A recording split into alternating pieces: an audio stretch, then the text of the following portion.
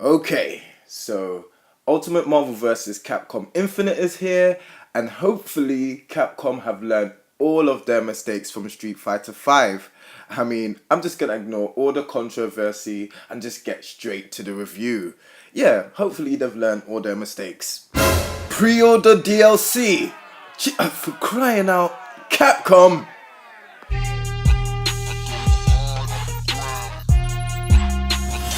What's good, YouTube? It's your host Axel Rose, the Shogun with the slogan, and you are now watching MVP Magazine. Now today we have a special retro review for you.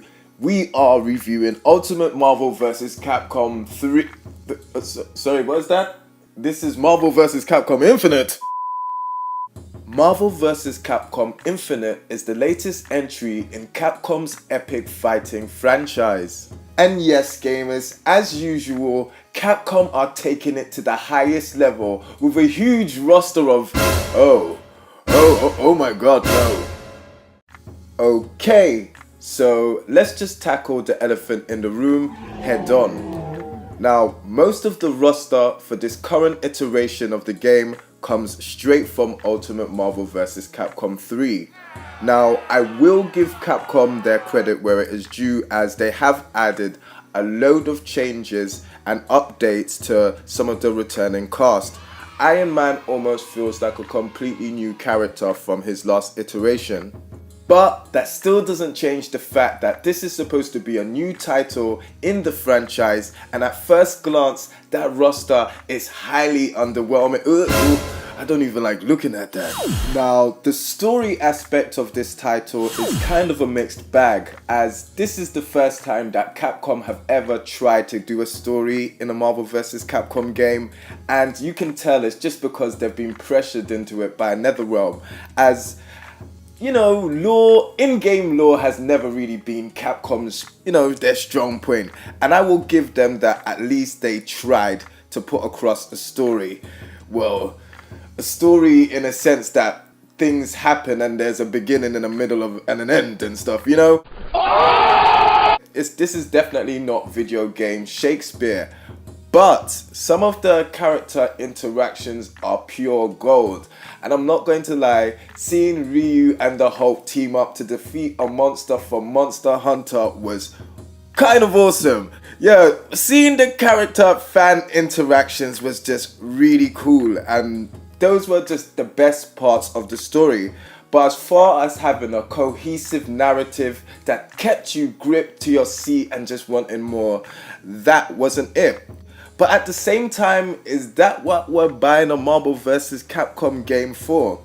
Yes, it's nice that NetherRealm can craft an excellent narrative that will keep you hooked, but they can barely craft a fighting game that will make you want to play it and works online. Personally, even though the story is not great by any means, it is perfect popcorn fun, and it doesn't overstay its welcome any longer than it needs to, so I'll give it that. But yeah, try harder next time, Capcom. Now, as far as the graphics and presentation goes, this game is kind of a mixed bag. Yes, it has all of the flair and bombastic attitude and epic greatness you're used to from a Marvel vs. Capcom game. But certain character models look out of place, and it's clear that they really did take a lot from the previous title. A lot of the characters do share some of the same animations, even though there has been some tweaks and minor changes here and there. And because a lot of assets from the last generation have been brought over to this, some of the characters just don't meld and mesh well with the others.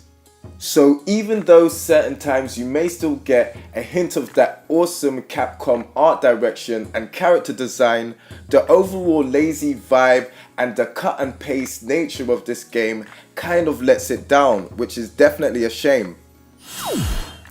Gameplay is definitely the area where this title both differs and excels the most.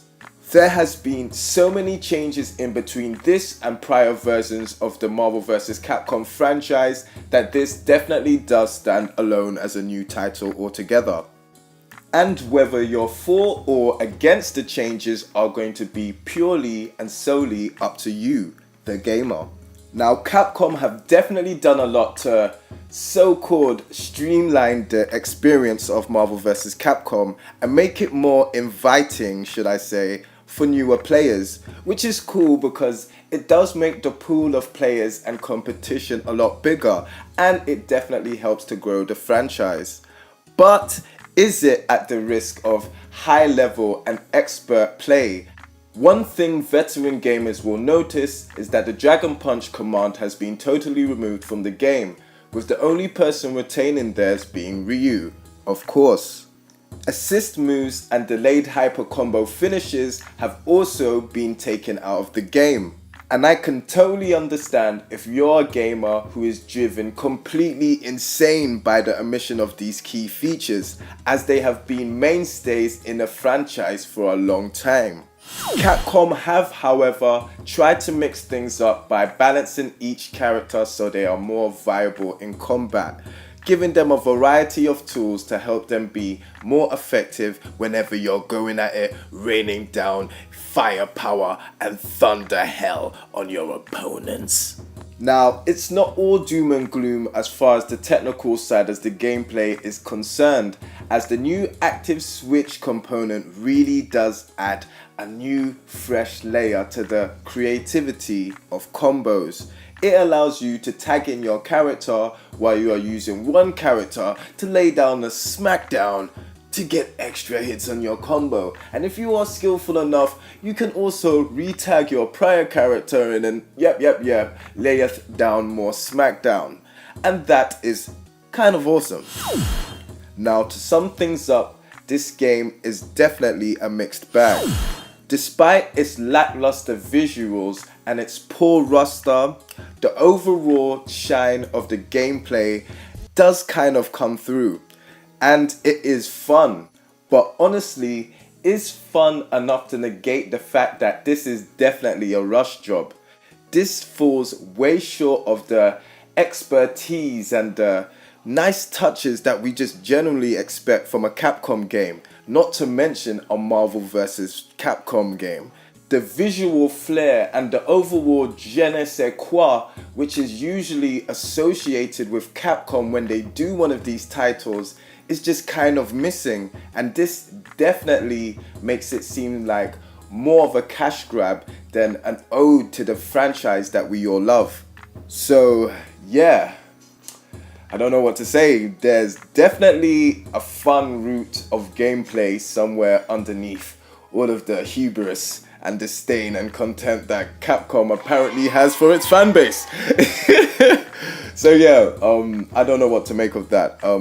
You know, it's a cool game, you know, it's a cool game and stuff. So if you like fighting games, if you are really into fighting games, maybe you should check it out. Honestly, I don't know what to say. I don't know what to say because there is just so much going on with this game at the moment. I need you to tell me what you think of this. So yeah, drop a comment and a like and a subscribe because all that stuff helps the channel. And yeah, holler at your boy. Peace.